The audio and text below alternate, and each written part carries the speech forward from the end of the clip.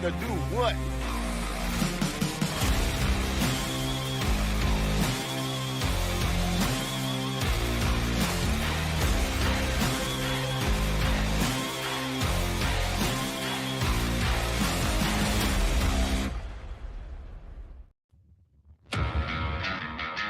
Making their way to the ring. Talking about the world of professional wrestling, the team of Jeff Martin and the trendsetter, Bryan Perga. The Jersey Wrecking Crew. This is a special edition of HSP on the Give Shot Network. We are here live on YouTube to react to the Ronda Rousey and Gina Carano fight. And if you blinked, you missed it. And if you were heating up your nachos or getting an extra plate of food, well, what can I tell you? You're SOL, out of luck. Trendsetter, this is a special, again, episode of HSP. I am Jeff Martin, alongside with my tag team partner, the Trendsetter. We will dissect everything from just a few minutes ago with the Ronda Rousey and Gina Carano fight. And we are brought to you by Bucked Up Energy, the greatest tag team partnership of all time. That's right, HSP and Bucked Up Energy. Hit promo code HSP1. Go to the description link and save yourself 20% on all Bucked Up merchandise. The greatest tag team of all time. Bucked Up and HSP. Follow us on all our social media at High Spot Podcast. And our backup, the HSP Media. And if you can't watch, just make sure you listen to us on all podcast platforms. Look out for High Spot Podcast. Trendsetter, a little breath of fresh air, a little change of pace as we talk about the world of MMA. What is going on, man? How you doing? I don't know what I just saw, Jeff. That is how I'm doing right now. I do not know what I just saw. I'm not talking about the main event. I'm talking about the whole presentation and what was provided by MVP. You know, listen, it is an historic event, MMA being presented on Netflix for the first time to a larger, broader audience out there. But that ending kind of symbolized or summed up basically the whole night's events of that particular card. Excited to be talking about MMA. I know we talk about world of professional wrestling, but I am very passionate about MMA as well. I would say I'm a know-it-all, but I do dive into it more, and I do like it from the respects where, unlike professional wrestling, it's not scripted, though some people might say it is. And just again, it was a special moment. It would have been wrong for us not to talk about it, because the way it was built up, the way it started, and then the whole scenario going on with the UFC and the deal with Paramount, you're thinking, okay, maybe this is, you know, kind of what we talk about in professional wrestling. Sometimes you need something else out there, an alternative to look at, and this possibly could be one as well. But, you know, it would be wrong if we didn't cover it, though. Yeah, so we didn't get a chance to, well, I don't know what happened to the episode, but it was, let's just say it's the last episode where we reacted to this. And from the get-go, we were thinking we should cover this. And we let the powers that be at Give Shot Network know that we'd be on tonight. And, you know, why not? It's something that was curious. It is a dream fight, Trendsetter. Let's be honest. This is a dream fight. And it had to be made, and it was made, and Netflix got it. Congratulations to Jake Paul and company for doing so. But what do you mean? Why are you shaking your head, Trendsetter? Oh, there you go. Yeah. Message from the producer. So, yeah. So updates. Updates. Yeah. So, anyways, so we figured, yeah, we got to cover it. We need to come on and do it and get the reaction too. So we want to hear from you guys and let us know what you thought of this. Actually, you know, it is history making for a lot of reasons. Which it's a big event, yeah. So we'll get about that. Yeah, so we'll get into that as well. And so again, this is not in my expertise, so I always will revert to the Trendsetter here on this. It's the only time I will revert, by the way, to the Trendsetter about. Oh, we both know that's not true, Jeff. So this is your field, and there was some breaking news too in between, which we will get to as well, because let's not UFC not get their say in a night like tonight. Let's not give it all up to MVP Promotions and Jake Paul and Ronda Rousey, and let's not give them their night. Let's give them something to talk about on the other side of the UFC and TKO group as well. So we'll get into that shortly. So, I mean, we will break down the card in a little bit, but we have to discuss, of course, what just happened, what we just saw. And you were like, kind of like in doubt. But at the end of the day, Trendsetter, isn't this what we should have expected all along? Gina Carano hadn't fought in 17 years, which is astounding. Such a legend, but hadn't fought in 17 years. And Ronda Rousey in almost a decade. Obviously, her last time we saw her was in WWE, so she's come back. But I mean, let's talk about the outcome. Should we be really surprised that this was what happened, that this was the outcome, that Ronda Rousey defeated Gina Carano in less than 17 seconds via armbar? Are you surprised? Absolutely not. When you and I were talking about this privately, even before the event happened, which needed an extra 20 minutes before they actually get to the main event because everything was ending so quickly, they had to allot for time. I was not surprised one bit. I said if this was the prime version of Gina Carano, not that she would fare any better, but her striking, her ability to maneuver laterally and stuff like that would have made more sense. I mean, she's 44, not making her out to be old. Ronda Rousey's 39 at this stage. Still, it's a huge comparison in terms of how long they've been outside the cage.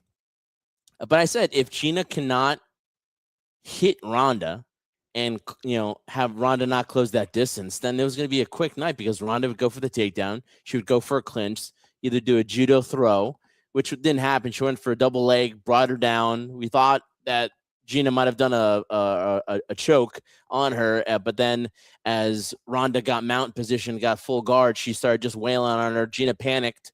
Again, we know Gina Carano is not used to being on her back in the sense that, she's a Muay Thai fighter. She's not used to being on the ground or is not used to being comfortable there when somebody's wailing down on you. Turned around, exposed the arm, and in less than, I believe it was 17 seconds, got tapped out right then and there. So I was not surprised one bit.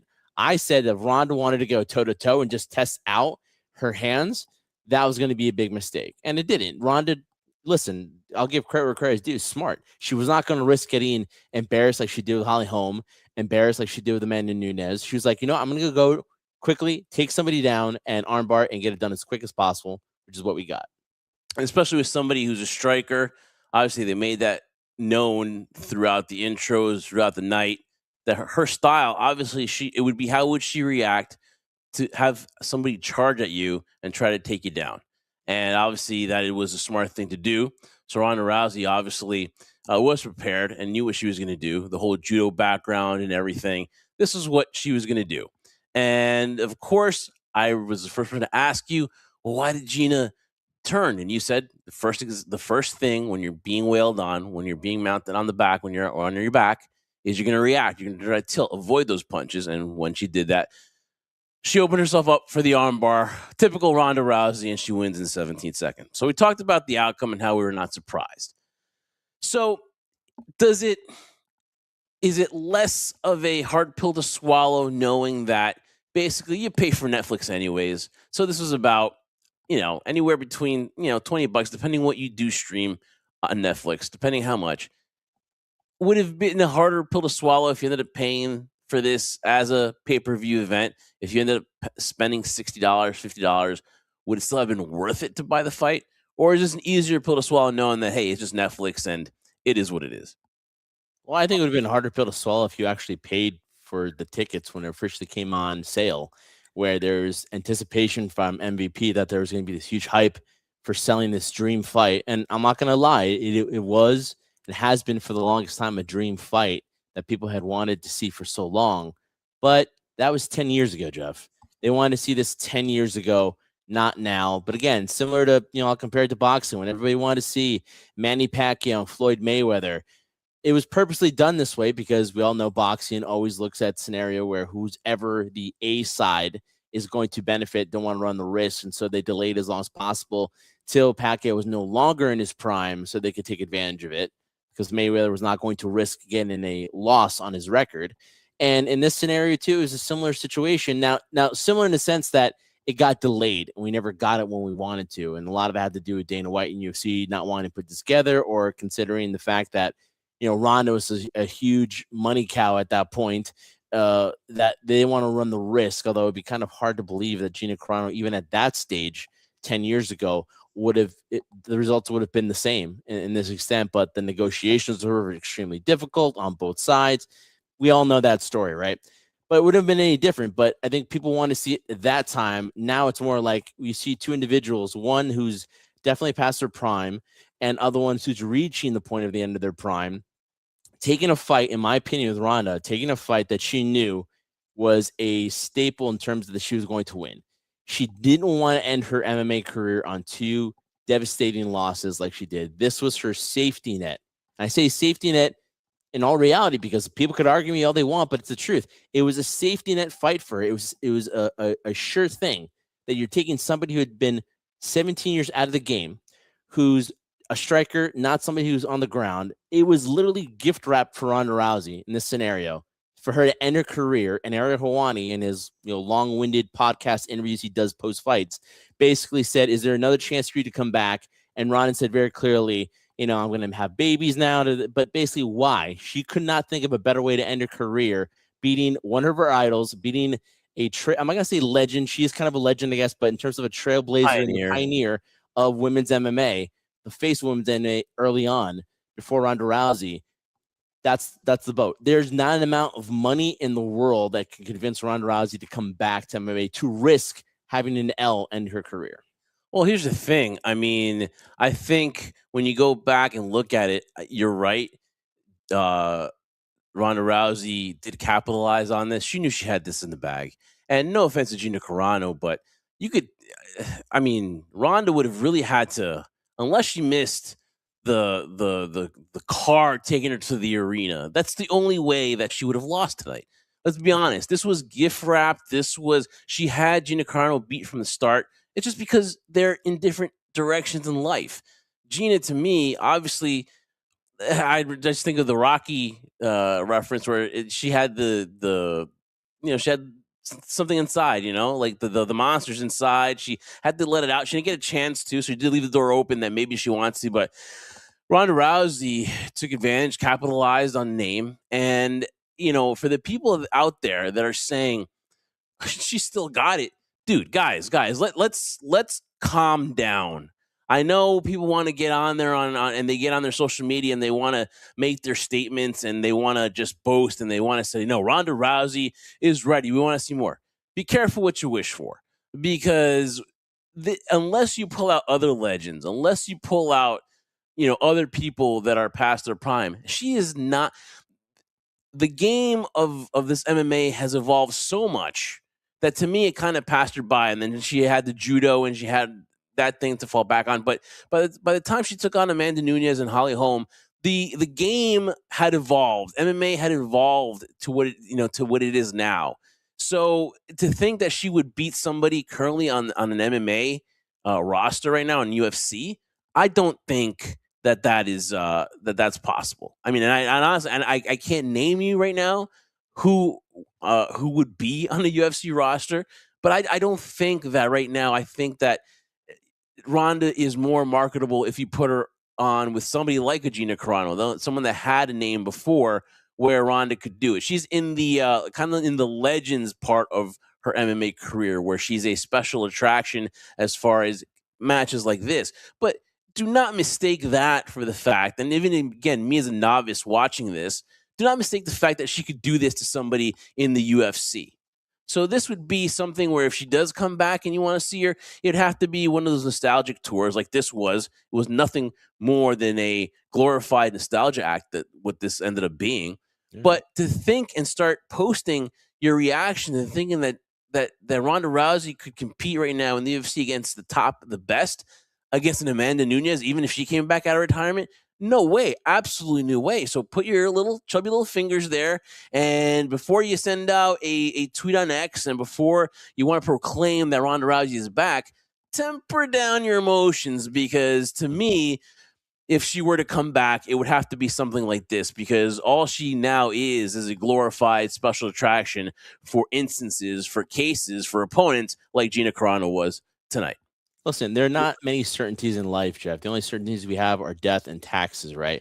And the scenario that Ronda Rousey will never come back and fight again. She has nothing more to prove. I mean, the scenario goes back to with Ronda. She did what she did in MMA. she elevated the sport along with the UFC. Did a great job of doing that, right? I'm not going to take anything away from that. Ronda was a huge part of that, but also she negates to also give credit to the UFC that without that platform, she wouldn't gotten the position she is currently now, having the life she's currently having right now. But that being said, there's nobody out there. People have been telling me, Kayla Harrison too, in the scenario of them going back and forth as Ronda and Gina were promoting this fight between the two of them, Kayla giving her comments. And a lot of people, when Kayla was in the PFL, would compare her. She's also a judo champion as well, would compare her to Ronda Rousey. Now, they're going to say, oh, around Ronda beat her in the Olympics or beat her during a practice, whatever. But, Kayla was 18 years old at the time. She was still fairly new. Regardless of that, that's the only fight that people could look at and say, oh, wow, a judo person against a judo person. It's kind of even par here. Kayla's been more active. But to your point, too, I agree. For people to think, and I understand why they're doing it, because, yes, there are a lot of people out there that are still huge Ronda Rousey supporters and just love her to death in terms of what she brought to the sport, what she brought to just the notoriety of women's sports, right? I understand that part.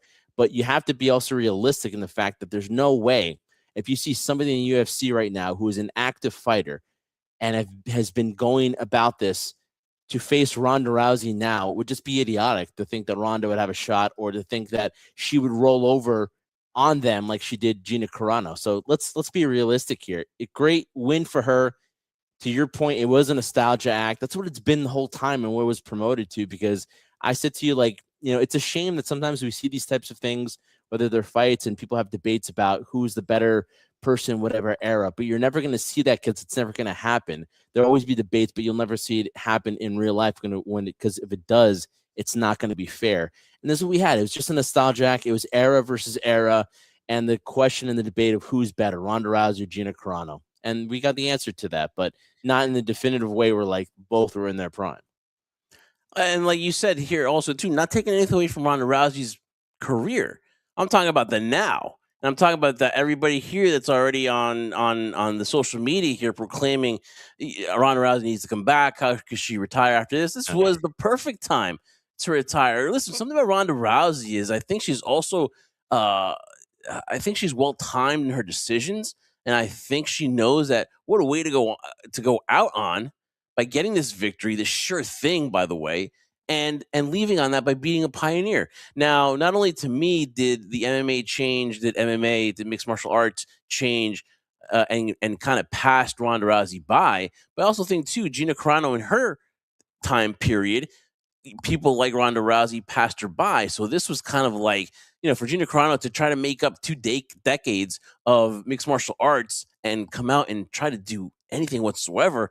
It was just at the end of the day, when you put, I guess we in our minds try to play that script of that comeback, or that the underdog that can come back and maybe have that one historic shocking night. We fall for that a little bit, but let's be honest. And again, no offense to Gina Carano, but they were just in different points in her lives. Gina Carano is coming off being sought as a pioneer.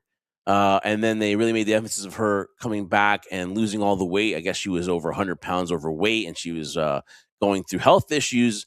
And this kind of thing kind of turned her life around. So that's all good, but she's in a different stage of her life where she's thankful and she's looking back and grateful. And, it was just a very, at the end of the day, predictable that Ronda Rousey was going to come away with this victory. Perhaps maybe a little bit longer, but the armbar, the quickness of it too.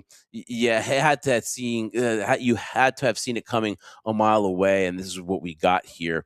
And again, guys, temper your spirits, because when you look back on it tomorrow, you're gonna realize that this was the ultimate form of nostalgia act here, and that's the only thing it was. Yeah, at the end of the day, it was. But you know what? Despite the nostalgia act, and I know that comes off by people thinking it's very negative. No, it's negative in the sense of people, making comments or believing that somebody like Ronda Rousey, as dominant as she was in her performance here, has a legit chance to get back into this and continue fighting and risk losing again, or have the ability of doing what she did to Gina Carano to somebody else in the UFC or anybody else who's been more active than she has, right? But in that sense, too, there is a positive behind it, too, because listen, I'm not going to go into the big speech. And again, this isn't a knock on Ariel Helwani. He's somebody I do respect a lot in terms of what he's done and how he's covered mixed martial arts. But this was a glorified scenario where he was just on cloud nine. He was like a kid in a candy store, so emotional about, oh, this is a beautiful day for MMA. I'm not going to get into specifics of what he said, but what I will agree with him in terms of what he said was the fact that this is a moment where you have an opportunity and the ability to see an alternative out there. Now, there are alternatives in terms of the PFL, but that's really it. You have other smaller promotions. So fighters, similar to how we cover professional wrestling, Jeff, right? When WCW was out of business, that was it. If you weren't working for WWE, that was basically it. And you would have to go either to Japan, work the indie scene, and try to go anywhere that was smaller in tails because nothing would compare to WWE, the machine that it was. That same machine on the level of MMA is UFC. And so for this, I think it's a great opportunity because it does allow people who possibly can't get into the UFC or allow their skills to be seen can get on another platform, on another stage, and showcase it. You had a little bit of that with Elite XC. That went out of business. You had that with Bellator. That wasn't successful and was bought off. And now you have with PFL, though they're not at that level.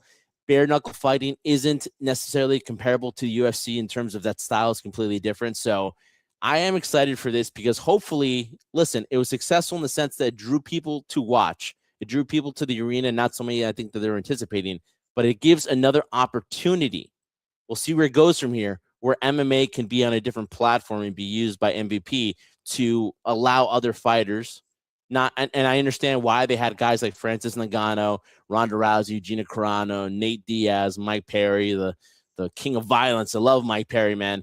I know why they had them here. And he laid on Nate Diaz tonight, Exactly. man. That was the best match tonight. 100% to create appeal to that card. And now you need to see if the MVP can actually be great at scouting talent and showcasing them and creating stars like the UFC did in the past.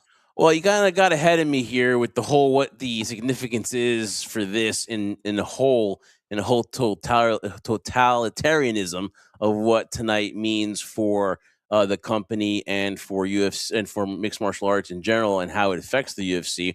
So you talked a little bit about what excites you about what MVP can provide the fighters in the future. And just in that aspect, let's be honest, just like WWE right now, it's kind of like complacent and gotten stale. And it's gotten to the point where like it's not appointment television for us to watch it. And even though it is our job to watch, it's just something's been missing for the longest time. And I think something has been missing in the UFC for the longest time. And I think it's just the excitement of the matches. I don't think we are familiar with the new style of MMA fighters. I think a lot has been made known of their fighting wages and just the way that we feel they should be paid more for what they do. And some of these guys that just sit on their contracts and then they're basically at the mercy of the UFC of when they fight next. And it's just a lot of stuff where you kind of feel for the fighter and you wish they had more of a place to go. And there really was no other place. And then for WWE, they always had that threat a little bit, that kind of minor little gnat bug that would kind of be around there and they'd swat and eventually they'd be the only game in town again. You always had the TNAs of the world and there's small promotions of like a MLW is there, but there's always places for people to go, but not the same thing for UFC. And then AEW comes along and that's kind of been somewhere where the boys can go back and forth and it's not the end of your career. You can still get paid good money in AEW. Obviously, they pay very well. And now this MVP where Jake Paul comes in and he talks about, hey, listen, this is not going to be a one-time thing. And he's even talked about fighting an MMA match. Which I don't recommend he should do, but yeah, no, I mean that takes years and years, just like the whole boxing thing, right? I mean, that to me is like a science. That's like learning a different language, That's like trying to learn French or German or something like that in in a couple months. It's just I don't see it feasible. And but it's a good thing for the boys and girls that there's another company that's willing to pay. And listen, Ronda Rousey got paid $2.2 million. Gina Carano got paid 1.5. Over $1 million.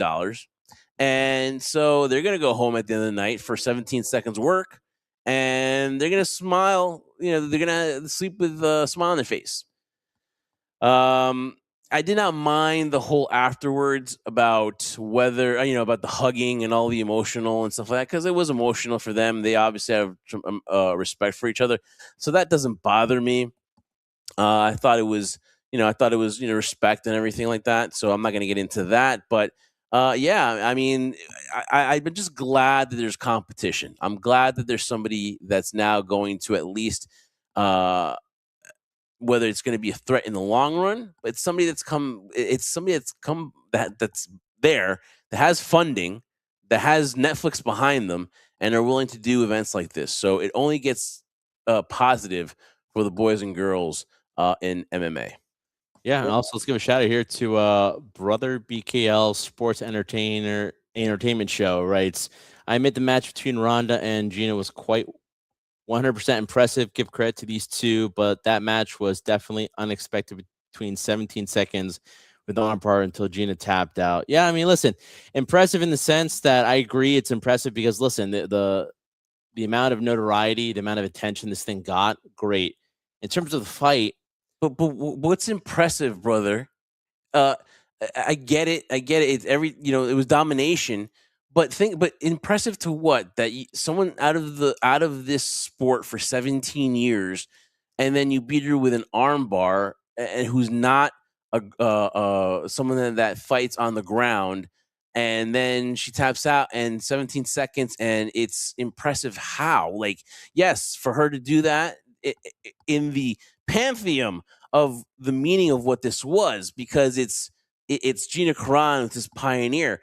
But then think about the fact that it's been 17 years since she's had been in the ring, and then her last loss was to Cyborg. So how long has it been since she's had a win in the MMA?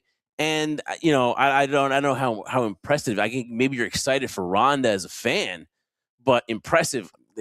I don't know. maybe the fluidity of how it was done, how quickly it was done. Yeah, okay, I guess I could say that. But yeah, in terms of, listen, I don't really think anybody. I mean, you saw the betting odds too. They're showing it on Netflix too. I don't think anybody was surprised that Ronda won this one. If you're gonna think it's surprising just how fast, okay, I'll give you that. But it wasn't getting out of the first round, and 17 seconds was impressive in the sense that Gina didn't even get a punch off. And you thought that was going to be at least a scenario. But yeah, listen, I agree with you, Jeff, in that sense, from the looking at from the outside in terms of, like, if anybody expected a different outcome, then you're just kind of lying to yourself here. But yeah, maybe in terms of how quick the armbar was done. But again, fighting somebody has been out of the game for 17 years. It's like, who's not somebody who's a ground specialist either, who doesn't like being on the ground. It's easy. I could probably do it. I doubt it. And that's not disrespect to Gina, but literally it's that bad in terms of apples and oranges, different levels to this thing. Look, even if the stars aligned, if the galaxies, the planets, everything aligned in whatever way possible, there's no way you're gonna get more than 2 rounds here. Just there's like no way. I mean, even if everything came to fruition, this is not gonna go more than 2 rounds. You're not gonna get a classic back and forth. You're not gonna, unless it was totally scripted, and then then you'd get it back and forth and go 5 rounds. But it was not in any kind of way that you would have thought this went. Going the distance was not going to be one of them. Going more than 2 rounds. Yeah. Brother also writes, true, Ronda Rousey is a heavy minus 625 favorite to defeat Gina Carano, who is sitting at a plus 455 underdog. Yeah, so that's it. Like, it wasn't surprising in terms of what we knew the outcome was going to be. I guess it was just surprising how fast it was going to happen. Yeah, I mean, obviously there had to be something in, like, how long the length. Maybe there was a kind of a parlay as well too. Yeah. But yeah, I mean, it's the only thing you wish as a fan is that it does go longer, because all the anticipation, all the promotions, all the interviews, all that goes back and forth. And then Gina Carano, for somebody who want to get the who want to get it out of the tank, right? Who want to leave it there, and she's going to have probably, she might be happy now, but in a couple of days, she's going to be like, man, I listen, I did everything that she said. She beat all the kind of the demons, like the weight loss and the health issues and just her getting back in there. But at the end of the day, she didn't let the beast out. Yeah, but she mentioned during the post fight that she couldn't get a shot off, and so that's probably what's going to be dwelling with her. Because when Ariel Helwani asked Ronda, she said definitively no, she's done. When Ariel Helwani went over to Gina and asked her the same question, she was like, "You never know with me sometimes," which is kind of true. And this isn't a knock on Gina, but she seems to be somebody in the past when she got that loss from Cyborg. Everyone was expecting her to get in right away. Then she took maybe a year off. She was diving into movies, and people were like, okay, well, maybe she needs some time away because it was a brutal loss, and maybe she needs to kind of clear her head. And there's always up in the air, maybe not. I'm not sure. A lot of things have to fall. So it's just like she was probably playing mind games with herself to a certain degree, where it was trying to convince herself, do I still want to do this? Do I not want to do it? And I'll be the first to say, too, when you start questioning whether you want to do something, don't, because that's the worst thing you could possibly do, especially in this type of sport. But for her, maybe the beast isn't out, Jeff, like you said. Maybe the fact that she didn't get to do anything that she trained for or thought she could do or was expecting to do or just wanting to hit Ronda one time in the face and didn't happen, might sit with her saying, you know what?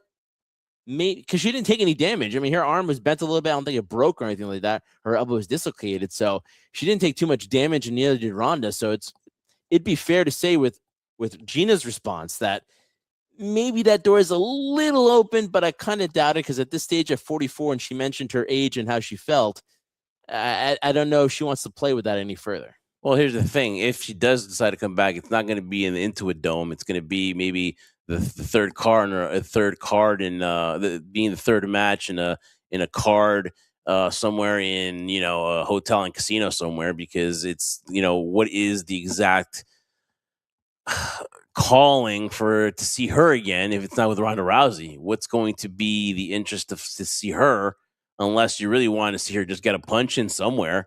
But again, it'd have to be against the aging legend or somebody that, has I guess like a 8-win and 9-loss kind of thing. I mean, because what is what is the motivation for anybody who want to see Gina Carano?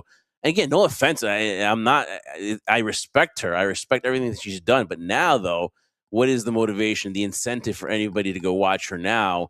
Unless you just really want to see her get the win. But I mean, it's not going to be nowhere near the spectacle that it was tonight. But that's the only thing for Gina, is whether she feel like she didn't let the beast out. That's the only thing she can look back on, and probably will look back on the next few days after all the accomplishments. Though looking great, even before she made the weight, even before that. I mean, when you first found out the match, she was looking good. She was looking good. She was nice, and she's always been curvaceous and everything like that. And then she dropped the weight to 140, 141, I believe. So she has a lot of accomplishments. But as far as, what would be the incentive for the public to watch another Gina Carano match? I don't know whether she lasts 18 seconds, and then Ronda, I think, there's stars that kind of, when you ask them, is that it? And there's some people that lie to themselves. They know that everything you left in the tank was there, but they'll lie to themselves because I just beat her in 17 seconds. But I think Ronda definitively said no. I think if she did, well, you never know. No, she was just like, no. So I think it's smart on her to end it on this high note.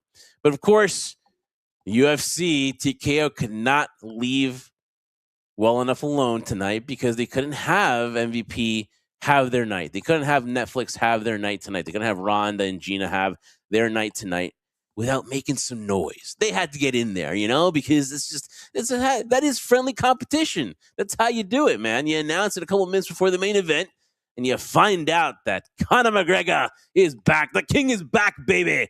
And we've been waiting for this.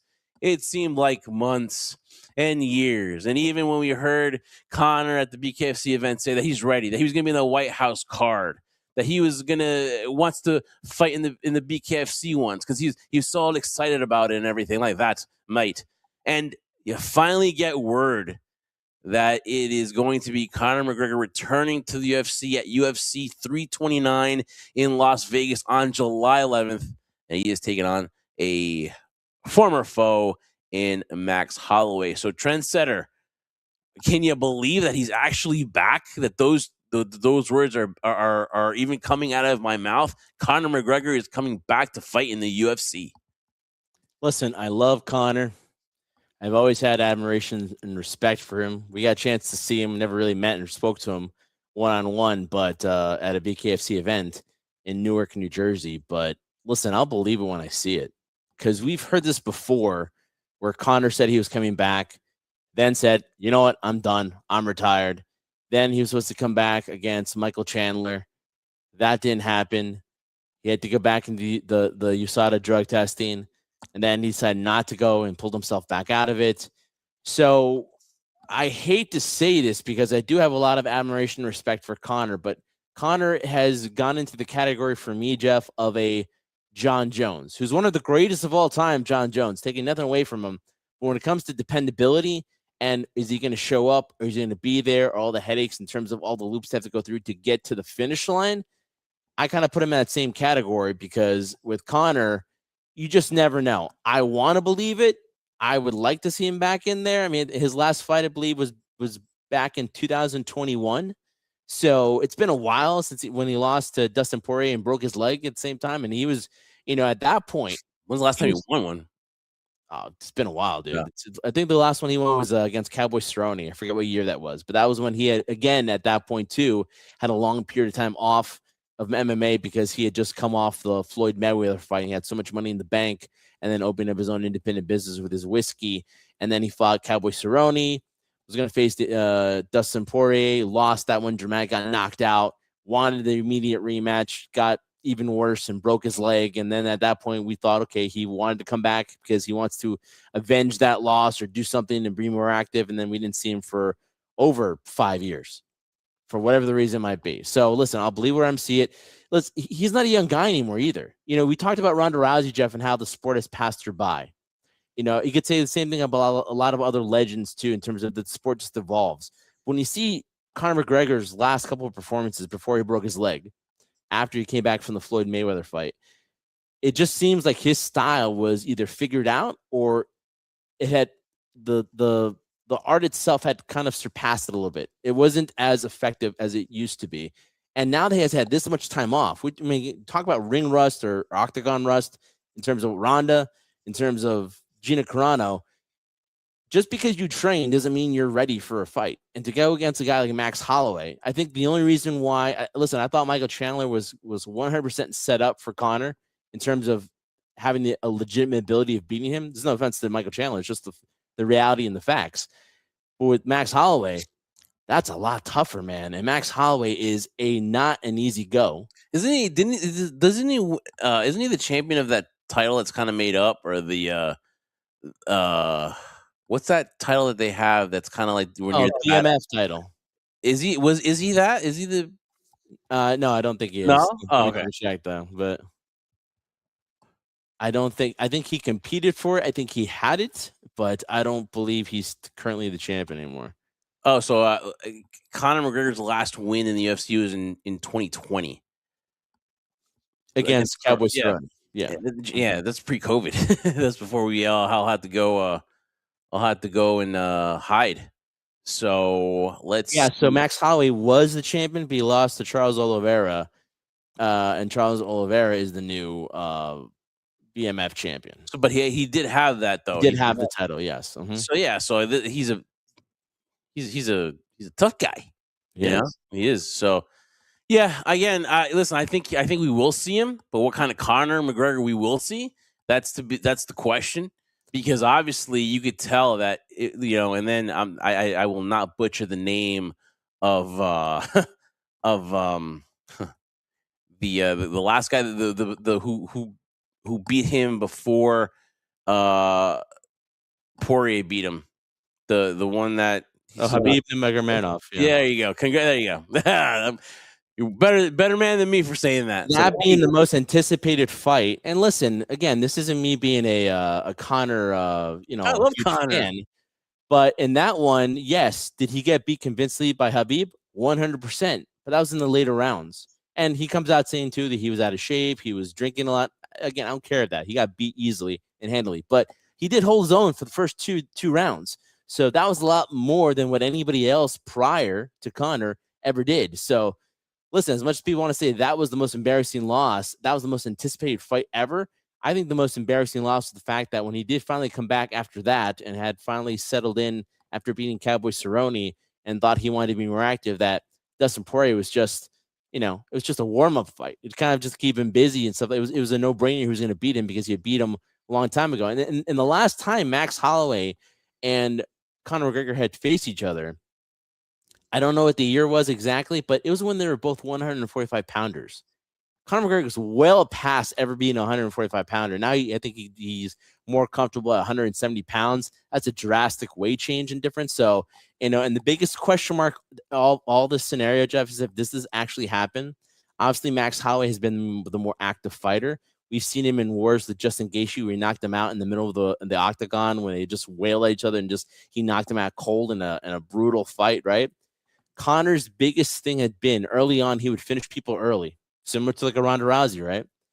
But the fact that when he faced in there with a guy like Nate Diaz, a person that wouldn't back up and would charge him, similar to what a Max Holloway would be, it didn't bode him well at all. And the biggest question mark has been his cardio going into deep rounds. Yeah, 2013 trendsetter. Yeah, 2013. Long time from now. Not the same fighters, either of them. I love Conor.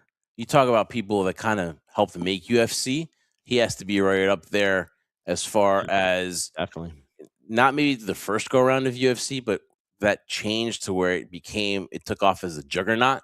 I think he's on that list of one of those, and I think Ronda's on that list because you have the founding fathers, right? You have those guys that like when UFC started, the founding fathers, right?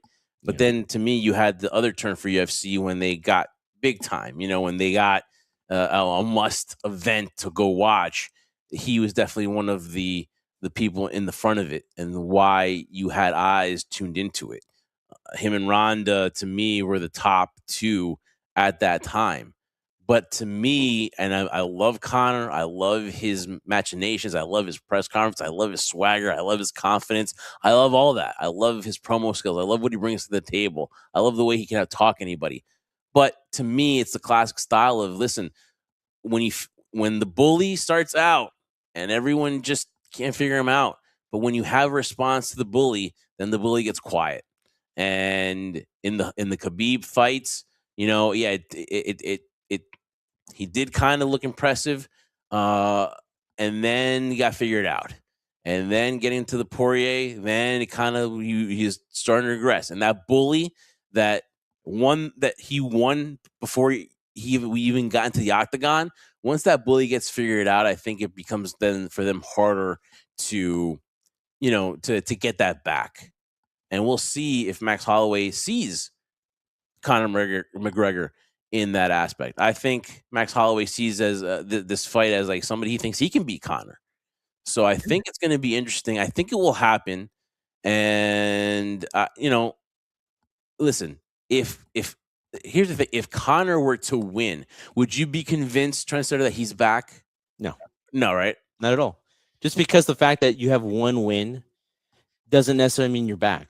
And let's be honest here too. If I'm corrected, and I'm trying to just double check here as I'm talking to you, because the thing about Conor, the thing that with him that was always appealing was not only that he was just so innovative and he was like kind of like the way he trash talked and the swagger he had wasn't, people could call it cockiness, but I felt it was confidence, right? But he backed it up. For me, what he always had on his side was time. He's 37 years old now. So even if he beats Max Holloway and says, I want to be more active, the mere fact that so much time has passed since you've been in there with certain people. Now, let's say there's no question in my mind. If he does beat Max Holloway, the demand for Conor to either re-sign a new contract, which I think he has, this is his last fight on his current UFC contract. If he were to be re-signed again, there is so much money that would go his way because people would want to see him again. and then have matchup fights like with the current roster now, which, you know, I'm sure if you're a novice, you didn't know a lot of these names. But if you're a die hardcore MMA fan, you know a lot of these new up and coming names, who is in the welterweight division, who's in the light heavyweight division, and him wanting to get a title back. They'd be like, oh man, this would be amazing to see Conor face this again, like another fantasy booking matchup. But who's to say that evolution of the sport has not passed him by? So maybe Max Holloway, he could beat him, but that doesn't give me any confidence that at 37 years old, being so inactive like he's been, that he can go right in there and get a title shot. He'd be granted it because of just the kind of person he is and who he is as Conor McGregor.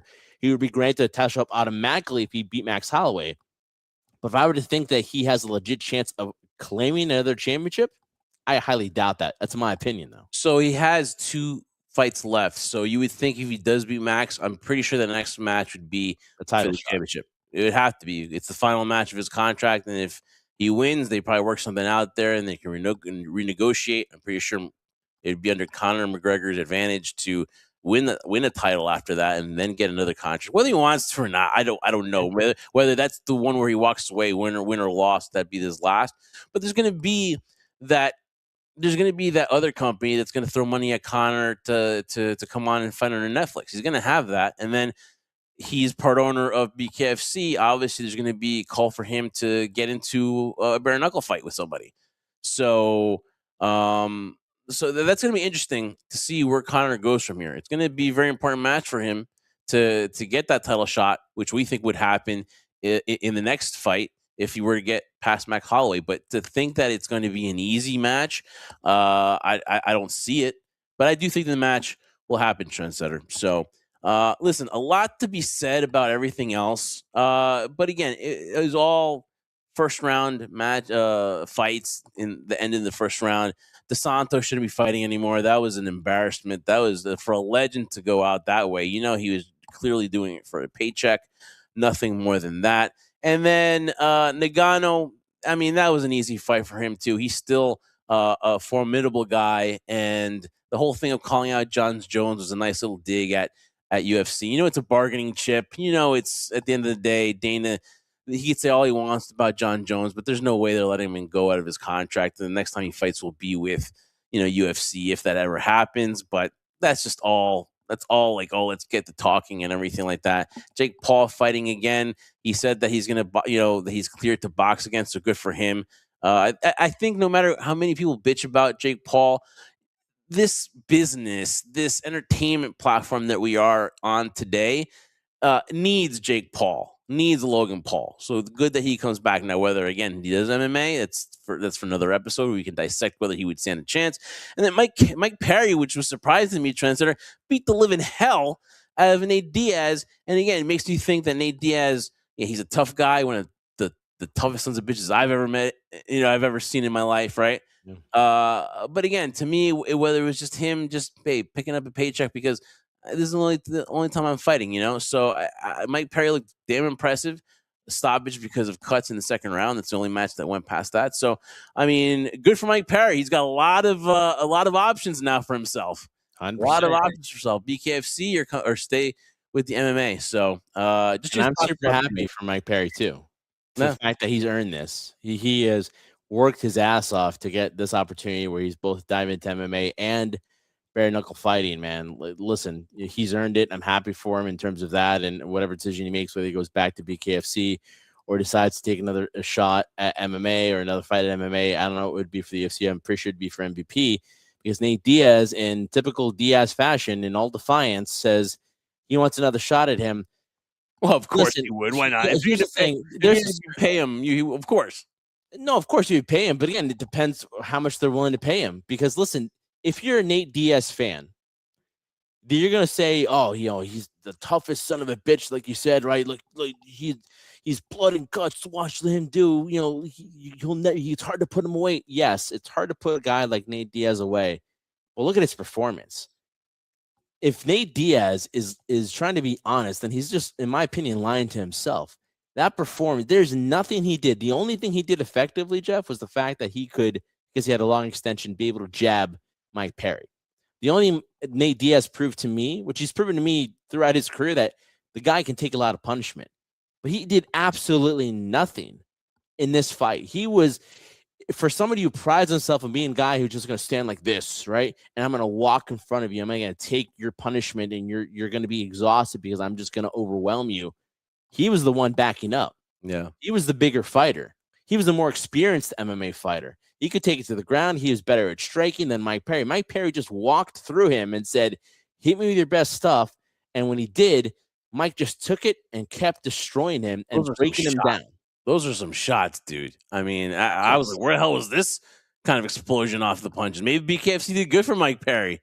Maybe it made him work more on his striking and stuff like that. You never know. You know, it could have done him good. Look at me acting like I know about this stuff, Trendstead. I think I've done good today. I think look at me. Look at me. A lot of credit, man. Look at me talking about tactics and like maybe BKFC's done better than the HABC instead of the WXY and J. Look at me, Trendstead. Only here, as we're talking about MMA, will I give you this compliment. Never when we're talking about the world of professional wrestling. But in this scenario, Jeff, you don't give yourself enough credit. I stood my ground. You do know stuff. I stood my ground. And with my tag team partner, Google here, obviously was able to throw a couple of, facts and everything. And listen, before we go, we don't want to insult Ronda. We mentioned one of us mentioned 39. She's actually 37. So we don't want to add, or we don't want anybody to clip this episode and be like, they don't know shit, because you know what? Ronda Rousey's not 39. She's 30. So we just wanted to clear the air on that as well. But listen, I stood my ground, Trendsetter, and I got to tell you, man, I'm very impressed. And I want to tell the powers that be here. She's 39? Yeah, she is 39. Okay. Well, okay. So I born in 1987. Yeah, she is 39. I was doing my math. Really? I was counting on my fingers because I checked it. Let me check it right now. Yep, she's 39 years old. 39. All right. Then we don't owe you guys any apologies then. I was thinking, like I told you before, Jeff. That don't add up. Good at math. And I was able to count on my fingers that she's 39 years old. Yes. So no, we don't need to apologize for anything. We should apologize for making her younger. Don't apologize for that. But yeah, no, she is 39 years old. All right, then. So I take it back. Then we stood our ground, Trendsetter. Mm-hmm. We today showed Give a Shot Network that, hey, we can come. We're that utility knife, guys. Yeah. You know, big stuff like this, big events here that we need covered. Who's going to cover it? The Jersey Wrecking Crew, goddammit. 100%, man. We're here. Yes. One last thing I wanted to ask you personally. When you saw this event, on a grade of, not even a grade, on a scale of 1 to 10, what do you give the show? And last question I want to ask you is this, do you feel an opening of the door to a possible other promotion that not could compete with the UFC, but could be that other avenue, that branch that we see like with AEW and stuff like that? Well, yeah, we talked about it before. I think this is going to be. They have the backing of Netflix. They have. Listen, say what you want to say about Jake Paul. He's creative as fuck. He knows the match. Yeah, but you think they proved enough today? I think they proved enough at least for another one.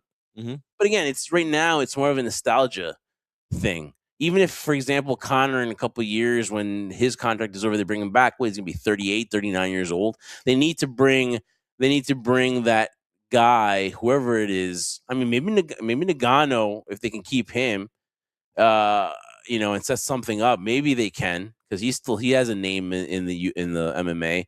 So, but they have to get that guy to come in and cross over for it to be. But right now, yeah, I do believe that they'll have another one and another one. And listen, I wish we could have the numbers come out by the time that the episode is over, but we're not going to get the numbers till whatever. But listen, the attendance was whatever it is, but maybe with pre-sold tickets and maybe the views, was it over 10 million views on Netflix? I would say yeah. I would say it's over 10 million. Yes. Yeah. So I mean, that's all you need. Netflix wants to fill it with content. I mean, I think as long as you have the people viewing on Netflix, the Netflix is going to be happy. So if they get over 10 million, and watch it be like some crazy number. Watch it be like 25 million or something like that, right? You know, watch it be that. Watch it get that. It's going to fetch to believe that. Yeah. So I don't think here the gate is going to be a big thing. The worst thing that happened to arenas is building those lights. I think that's the worst thing to happen to arenas, is to have those lights built in within the seats, because you don't know who the hell is there. Maybe they do that on purpose too. Maybe that's why they do. I know they do it for the ambiance and to, because it does look nice when everything's dark, but you really can't tell, who's there. But yeah, listen, man. Just the Give Shot Network, we just felt like, listen, this would be something that we had to cover. So we're here and doing it, for the channel, and we're doing it for HSP, and we're doing it for the Jersey Wrecking Crew. That Ronda, believe it or not, was a big name in WWE. If it wasn't for her, and again, no offense to Charlotte and Becky Lynch, women would not have done what they did, at WrestleMania 35. They would not have main evented a WrestleMania. Yeah, no, I can't take anything away from that in terms of the significance of that, what you just said about WrestleMania and the scenario of this nostalgia act, as you and I are calling it right now, does have significance because it still provides eyes of people viewing it. I don't know how many people viewed it in person, but to view it on a platform like Netflix and to give it an opportunity. And listen, we're all about, whether we're covering the world of professional wrestling or right now we're diving into talking about MMA, right? It's just great to have alternatives. It goes back to the comment I said so many times before, and it just seems like it fits in every scenario now, where it's like it's your version of Baskin Robbins. You want to have different flavors. In the world of MMA, it has become somewhat of a monopoly now with the UFC and how powerful it's been through no fault of their own. Because in that aspect, Jeff, there have been countless other promotions that can do the exact same thing, and they haven't been able to. And that's just the nature of the business. And it took somebody like, for example, like Tony Khan and his backing to be able to create another alternative that could be sustainable. And now in a scenario of what MVP is doing, it's a likely scenario. Like I said, I don't think it's going to be the last MMA event we're going to see. How it builds from here will be dependent on the people running it and how well they'll do it. But if this is another avenue, another opportunity for more people to be showcased and more people to feel like, listen, if I can't get here, I can still have a lengthy, long, and successful career and making money and feeding my family and paying the bills somewhere else. And that's great. That's an opportunity. The more, the merrier, I feel. Like in wrestling, the more people that can work, the better. I think same thing for MMA. So in that respect, I feel happy that at least I had an opportunity here, and we'll see what happens as it goes forward. Yeah, so kudos to everybody tonight. And what I would rate it to, honestly, tonight, 6.5, 6.5. Yeah, it's more like a 5 between my mindset, but yeah, 6.5. And then again, it's going to be the numbers that it caused. The nostalgia. There's people that want to see it, and people are going to, even people that see it tonight, the novice fans are going to think that Ronda can still go, and they're going to say that she can still go, and people are people are going to be calling for her to come back. They are. It's just how it is, because the novice fan is going to be like, oh, I got to see it again. Look what she did to Gina Carano. They're going to believe that. So, so kudos to everybody. Today was a good day for MMA fans or the boys and girls that are kind of looking to, like, hey, listen, I got to have something to hold up against UFC. I need something to threaten them with. I need another avenue. So it's a good day for them. And then, of course, UFC, if they didn't think anything was a threat, they would have made an announcement of Conor returning tonight, right? It gets out a few minutes before the main event. Yeah, that's another thing I just want to touch real quick too. I don't know if it was necessarily a threat, but more of like another jab, because this whole time in the promotions, all that Jake Paul and Ronda Rousey were doing were attacking the UFC, saying they're not credible, they're not this, they're not that, the validity of the business, the fact that Dana isn't running things anymore, and kind of in a way making Dana look like a puppet. So why not? I'm going to try to ruin your favorite moment because all you've been doing is jabbing my company and stuff like that too. It goes back to healthy competition. I understand it, but similar to, the early inception of AEW when they could do nothing wrong, right? I'm sure MVP is in that scenario right now where whatever they do, people are just loving because they're sticking to the UFC or they're attacking them, whatever. And people are like, oh, well, you're scared. You're worried about it, huh? You're sour grapes. Hey, all's fair in love and war, right? All's fair in war basically here. But in the scenario too, if you don't care about the UFC, then don't talk about them. Just mind your business and do your thing. Same thing with AEW. Don't think about or worry about what WWE is doing. Just focus on what you're doing. And WWE is clearly seeing what you're doing, so just keep at it and ignore that stuff. But it's going to happen there. And so I was not surprised by it. I was surprised that this was the announcement. But like I said, I'll believe it when I see it. But in terms of that, it's like it's the art of playing that game. A lot can happen in weird moments. A lot can happen between now and July 11th. So we'll see what happens. But Conor McGregor is returning to fight July 11th for UFC 329 in Vegas. Ronda Rousey makes short work, and I mean short work, of Gina Carano tonight. And basically, you can use the Grandpa Simpson meme for this one too, because basically in and out for Gina. So we'll see if she comes back too. But just again, a very positive night when you look at everything numbers wise for MVP production. So that's good to see, guys. So listen, glad to do this.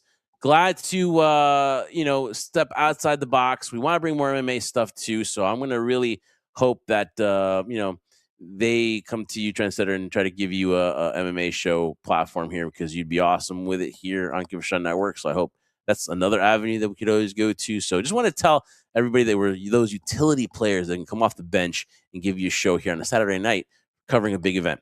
All right, Trendsetter, this is HSP on the Give a Shot Network, talking about the Gina Carano and Ronda Rousey fight. If you can't watch us, make sure you listen to us on all podcast platforms. Make sure you like and subscribe. Hit that notification bell so you don't miss a single episode of HSP on Give Us a Shot Network. This week, we're coming back with your regularly scheduled programming, where we will talk about WWE, AEW, and just how great the status of pro wrestling is now in 2026. Trendsetter, close it out as only you can so eloquently do on such a late night here on a Saturday night. Yes, I think we're watching an AEW event here. Guys, thank you so much for watching this live stream on YouTube here on Give Us a Shot Network. We thank them so much for allowing us to use their platform, reaching out and speaking to all you guys here on this live stream. We loved you guys interacting with us. Please, whether it's MMA or professional wrestling, whatever it is we're involved in, like Jeff said, we're utility players. Please, we want your interaction. We want to speak to you. We want to hear your voice, because in this whole MMA live post-show reaction of Ronda Rousey, Gina Carano, remember, we do this for one reason and one reason only. We do this for you, the crew. See ya.